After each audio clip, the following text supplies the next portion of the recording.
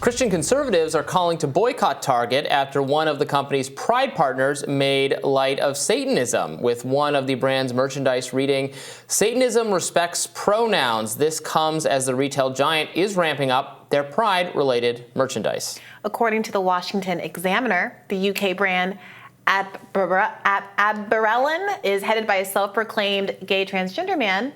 I should say a self-identified gay transgender man known as Eric, and promotes clothing that includes slogans reading the following: "Satanism respects pronouns, cure transphobia, not trans people," a tote bag that reads "Too queer for here," and a messenger pack that reads "We belong everywhere."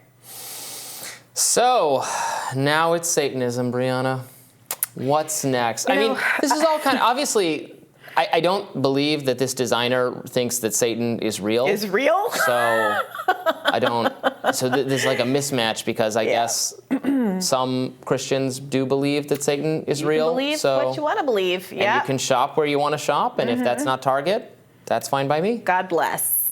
Yeah. It's interesting. You know, I have never operated on the basis of on the belief that a store should cater exclusively to me and my interests.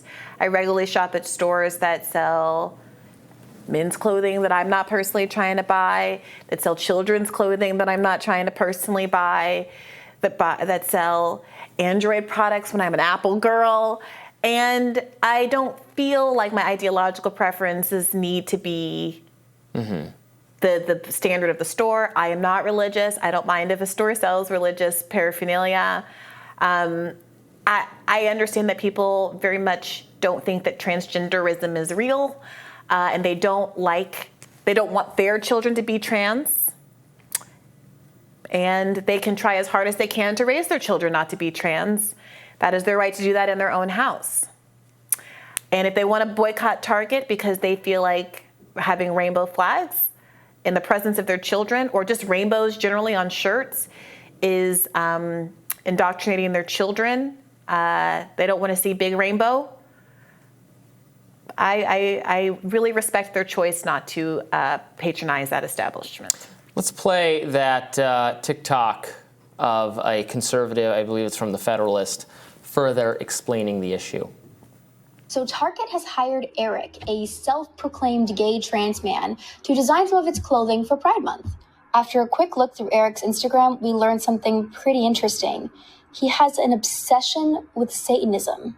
He's designed a Satan Respects Pronouns t-shirt, gay as hell stickers, and stained glass windows with the words "Trans bodies are holy." One of Eric's most disturbing designs is a demonic creature with a horned skull and mutilated breasts. Eric also uses some pretty violent imagery. He has a burn down the system lighter, a we bash back mace, and time's up for the transphobes skull pins.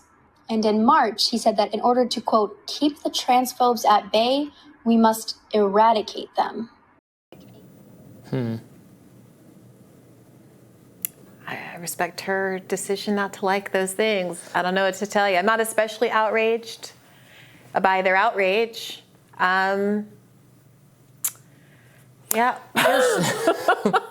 Here's something we can comment on. Senator Tom Cotton, a Republican, tweeted this. Ooh, I can't read it from where I'm sitting. I don't have it on my... Oh, no, I can do it. Okay. You're going to try to show me up, you not wearing glasses person. Even by the standards of woke corporations, Target's partnership with a Satanist to push the trans agenda on children is remarkable. The next time, here's what I'm most interested. The next time Target comes begging for help, Republicans should respond, "Best of luck." I wonder what he means by come begging for help. Because PPP so funds? If Target wants special handouts from the government, I would hope that Republicans would say "best of luck," regardless of how many trans t-shirts, Satanist, Baphomet, whatever the demon with the horns is. I don't know. I mean, I probably do know if we want to go into... Isn't it just the devil? Isn't he just supposed to have horns? No, there's a specific... anyway, there's the goat. We won't go there. I mean, goats have been very common in religion and pagan iconography, which is why they were adopted to Christianity when they came in up with it. Do you know what happens when you cross a goat with a dragon and a lion? You get a chimera.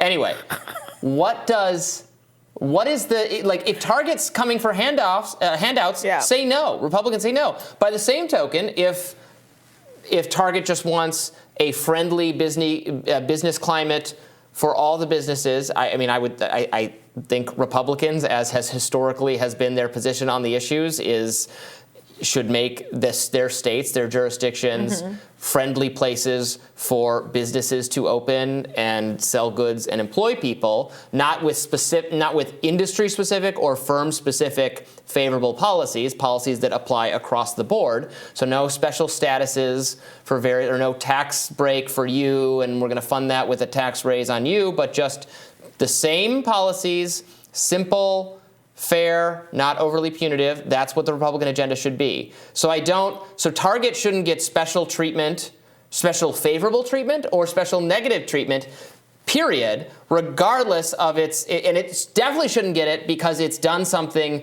that Republicans don't like. It's almost like there's no free market in the first place. Why is it like that? Because we live in a world where there are massive multi-million-dollar government subsidies going to certain industries, including principally... Yeah, those are bad. We should get rid of those so that we can have a free market. Sure. So these Republicans who have been advocating for people to vote for them because they protect the free market are revealing themselves as having never been invested in anything remotely 100%. approximating freedom. Republicans are massive traitors to the free market. And we now have repeatedly, as a theme emerging among Republican legislators, that they feel like it's appropriate to use money coercively and government grants coercively. That's very bad. I know you act like I never criticize Republicans, but I very much hate all those things. Let me finish the sentence, though, okay? To use government... I'll start again. The Republicans repeatedly across the country are now, as a pattern from Florida and now beyond, and to use the threat of withdrawing government funds, not for any broader ideological purpose, not because it's geared toward the benefit of the people in those constituencies, not because it's boosting the market or making America more free or improving the economy, but to impose their ideological whims, which is, what's the word? Authoritarian. And exactly what so many Republican voters are strongly against. So here's the thing. I talked about the polling about trans issues a little bit earlier in the show. The reality is that while most people are not wild about, let's say, their own kid potentially being trans and are confused about things like gender-affirming surgery for youth, they are also very much against all of the hand-wringing and targeting of trans people and the ew squeaky gross stuff in a lot of these TikToks, and the idea that a child passing a rainbow, a literal symbol of happiness and renewal, is going to turn their kid gay in the aisles of Target. So this is a tricky issue for Republicans to find the quote unquote right amount of investment in these sorts of issues.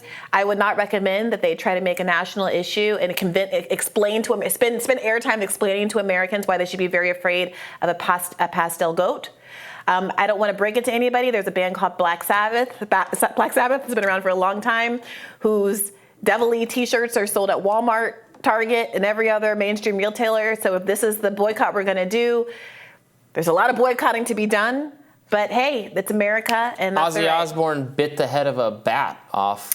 He did do that on stage, right? That's the real no-no in post-pandemic 2023. I don't want anybody. Satanism, fine. I don't want anybody out there eating no bats anywhere in America or the rest of the planet. So none of that. Yeah. Tomorrow on Rising, we'll be back. Right here, same time, same place. I hope we have as exciting topics tomorrow as we did today. Briahna? One can only hope and dream. Be sure to like, share, and subscribe so you never miss any content. For those of you who prefer to listen while you're on the move, we're now available anywhere you listen to podcasts. We will see you tomorrow. Bye-bye.